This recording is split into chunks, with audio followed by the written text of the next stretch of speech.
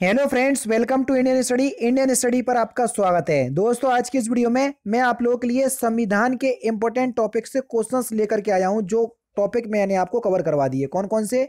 संविधान सभा और संविधान की विशेषताएं।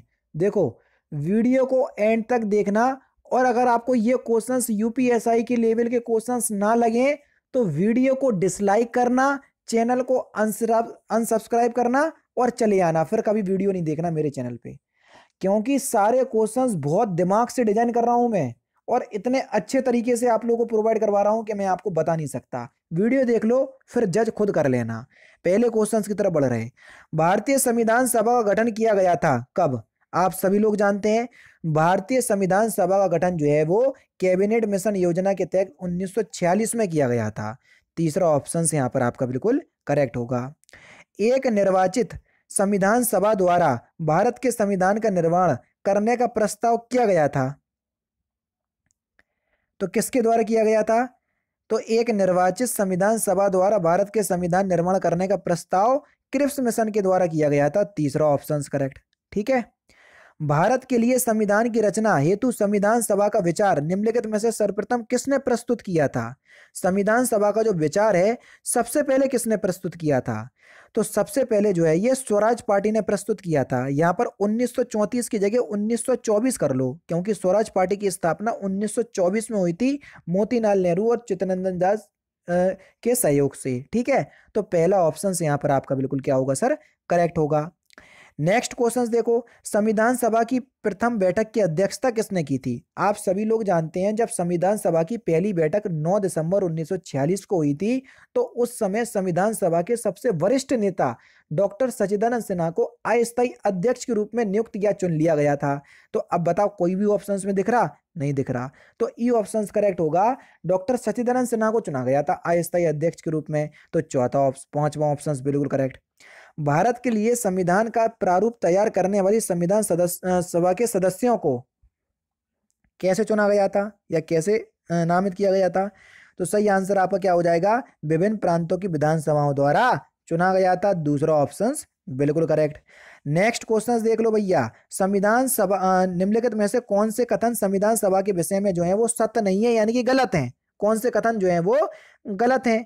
वो जो कह रहा है यह वयस्क मताधिकार पर आधारित नहीं थी। नहीं भैया, बिल्कुल थी, जिसमें अप्रत्यक्ष रूप से जो देसी रियासतें थी वो उनको जोड़ा गया था। तो पहला तो जो है आपका बिल्कुल क्या है, वो कह रहा है कि ये सही नहीं है, ये तो आपका गलत है, यानी कि यही जो है वो गलत की श्रेणी में आएगा। वो कह रहा है जो सत्य नहीं है यानी कि गलत है। ठीक है।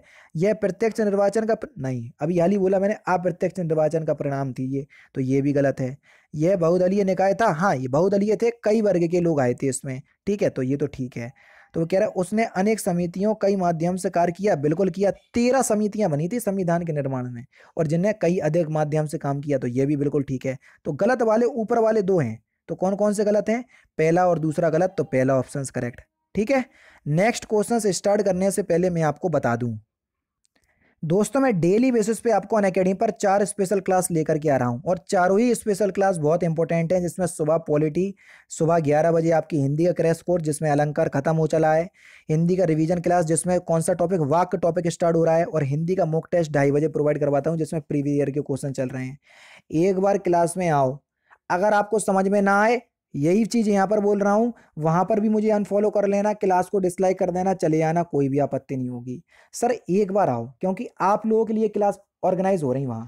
अगर आप ही नहीं आओगे तो काम चलेगा नहीं। तो आप लोगों से कहूंगा एक बार क्लास में अवश्य रूप से आए। सभी क्लास की टाइमिंग ये है, डिस्क्रिप्शन में लिंक मिल जाएगा। उस लिंक से नहीं पहुंच पा रहे हो तो फिर भी मैं आपको बता दे रहा हूं कि आपको मेरी क्लास तक कैसे पहुंचना है। ठीक है।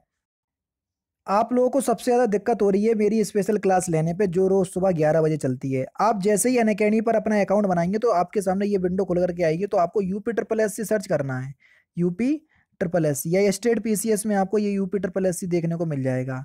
तो हमने ये देखो, ये मिल गया यूपी ट्रिपल एस सी, तो हमने इसको सिलेक्ट किया।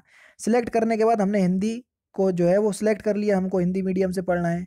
आगे की जो आपकी प्रोसेसिंग है वो यहाँ पर हो जाएगी, और आपको यहाँ पर यूपी ट्रिपल एस सी लिख करके आ जाएगा। देखो ये लिख करके आ गया यूपी ट्रिपल एस सी। अब UP triple S C category में आपको कुछ नहीं करना, आपको जाना है ये सर्च पे, और यहाँ पर आपको मेरा नाम सर्च करना है। मेरा नाम है तारिक सरवर, TARIQ, तारिक सरवर, ये मेरा नाम है। तो देखो मैं आपको वहां पर दिख जाऊंगा, ये दिख गया मैं, ठीक है। यहाँ पर जैसे ही आप करोगे तो आपके सामने इसको आप क्लिक करोगे तो मेरी सारी क्लासेस आपके सामने आ जाएंगी, जो आगामी क्लास होंगी वो भी आ जाएंगी। देखो ये सारी क्लासेस आ गई। अभी हाल ही में क्लास लेकर के हटा हूँ 37 मिनट पहले। तो आपको मेरी क्लास देखना है, सपोज करो यही वाली क्लास देखना है, तो मैंने क्लिक किया। तो अब क्या करना पड़ेगा सर, आपको क्लास अनलॉक करना पड़ेगी। जैसे ही मैंने आपको क्लास में किया तो अनलॉक कोड आपको मांगा है। तो अनलॉक कोड है आपका इंडियन स्टडी, जो कि हमारे चैनल का नाम है इंडियन स्टडी, कहीं भी कोई भी स्पेस नहीं है ये है। और इसको हमने अनलॉक कर दिया। अब आपके सामने क्लास अनलॉक हो गई। आराम से आप क्लास का लुफ्त उठाइए और डेली बेसिस पे आपके पास नोटिफिकेशन भी पहुंच जाया करेगी। अब आपको समझ में अभी आ गया होगा सब कुछ, ठीक है। अब मिलते हैं, जैसे भी आपकी क्लास होगी आप उस तरीके से देख लीजिएगा जैसा कि मैंने आपको बताया है। तो भारत को एक संविधान देने का प्रस्ताव संविधान सभा द्वारा पारित किया गया था कब? तो ये कब पारित किया गया था? 22 जनवरी 1947 में। दूसरा ऑप्शन करेक्ट। भारतीय संविधान के निर्माण के समय संवैधानिक सलाहकार कौन थे? जल्दी बताओ। संवैधानिक सलाहकार तो कौन थे? तो सही आंसर हो जाएगा आपका BN राव, बेनेगल नरसिंह राव। तीसरा ऑप्शन करेक्ट। किसने कहा था कि संविधान सभा कांग्रेस थी और कांग्रेस भारत था? तो ये किसने कहा था? तो ये ऑस्टिन ने कहा था सर। पहला ऑप्शन करेक्ट। संविधान पांडुलेखन समिति का सदस्य निम्नलिखित में से कौन नहीं था?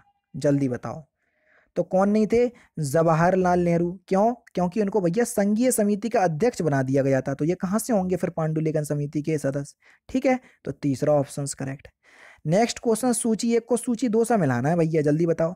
संचालन समिति के अध्यक्ष कौन थे? जल्दी बताओ। संचालन समिति के थे डॉक्टर राजेंद्र प्रसाद। संघ समिति के अभी बताया जवाहरलाल नेहरू, यानी कि बी तीसरे से मिलेगा। प्रारूपी समिति के अपने वही थे, कौन? अंबेडकर साहब। और प्रांतीय समिति के सरदार वल्लभ भाई पटेल। यानी कि देखा जाए पहला चौथे से मिला और दूसरा तीसरे से मिला। चौथा, तीसरा, दूसरा, पहला कौन से ऑप्शंस में दिया? चौथा, तीसरा, दूसरा, पहला दूसरे ऑप्शंस में दिया। दूसरा ऑप्शन करेक्ट। भारतीय संविधान के अधीन निम्न कथनों पर जो है वो कौन सा सही है वो आपको बताना है, ठीक है। कौन कौन से कथन जो है वो आपके सही हैं वो आपको बताना है। वो जो कह रहा है कि भारतीय संविधान सर्वोच्च है, बिल्कुल है। संविधान में भारत में संविधान सर्वोच्च है और सर्वोच्च पर रहने की जो शक्ति है वो जनता से प्राप्त होती है। पहला बिल्कुल सही है।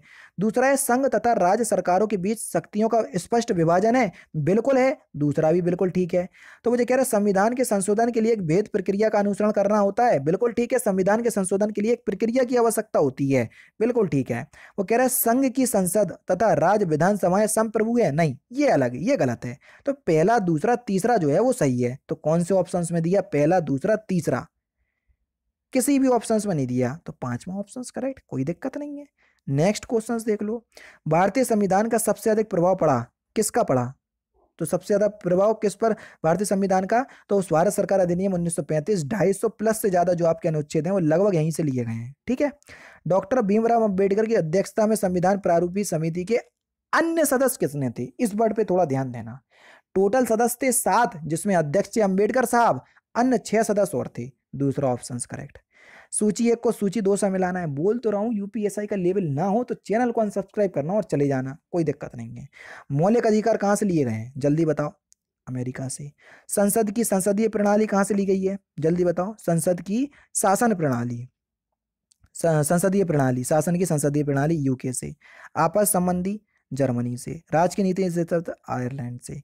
तो इसका सही आंसर क्या हो जाएगा? जल्दी बताओ। यानी कि पहला मिला दूसरे से, दूसरा मिला पहले से, दूसरा पहला, चौथा तीसरा, दूसरा पहला, चौथा तीसरा, दूसरे ऑप्शंस में दिया। दूसरा ऑप्शंस करेक्ट। नेक्स्ट क्वेश्चंस देखो। भारतीय संविधान में मौलिक कर्तव्यों का विचार लिया गया कहां से? पूर्व सोवियत संघ के संविधान से, यानी कि रूस से, रसिया से। तीसरा ऑप्शन करेक्ट।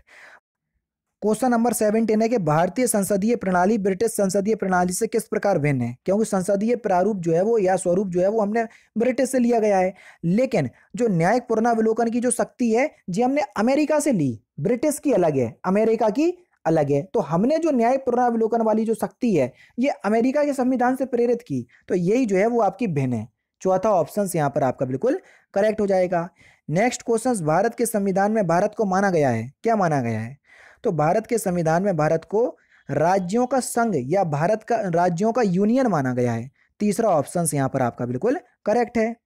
भारतीय संविधान में कितनी सूचियां हैं? अनुसूची नहीं सर, सूची पूछ रहे हैं। तो सूची कितनी है भारतीय संविधान में? तो आपका जो सही आंसर हो जाएगा वह हो जाएगा इनमें से कोई नहीं। क्यों? क्योंकि तीन सूची हैं, संघ सूची, राज्य सूची, समवर्ती सूची। निम्नलिखित में से कौन सा कथन जो है वो सत्य है, सही है? तो इस क्वेश्चंस का आंसर आप मुझे कमेंट बॉक्स में बताएंगे। ये थे 20 बेहद इंपॉर्टेंट क्वेश्चंस आपके एग्जाम के लिए, यूपीएसआई के लिए। वीडियो कैसी लगी मुझे बताना, ठीक है। अब नए टॉपिक की तरफ बढ़ेंगे हम, प्रस्तावना की तरफ, जिसमें इंपॉर्टेंट क्वेश्चंस को हम देखेंगे। मजा आ रहा है संविधान की सीरीज में? तो कमेंट करके बता देना, क्योंकि आप लोग कमेंट करते हैं तो मुझे बहुत ज़्यादा मोटिवेशन मिलता है। तो दोस्तों फिलहाल की वीडियो में सिर्फ इतना ही। अगर आपको वीडियो पसंद आए तो प्लीज़ दोस्तों वीडियो को लाइक कीजिए, शेयर कीजिए और साथ ही साथ हमारे चैनल को सब्सक्राइब करना ना भूलें, क्योंकि मैं रोजाना इसी तरह की वीडियोस आप लोगों के लिए लाता रहता हूँ। नमस्कार दोस्तों, जय हिंद, जय भारत।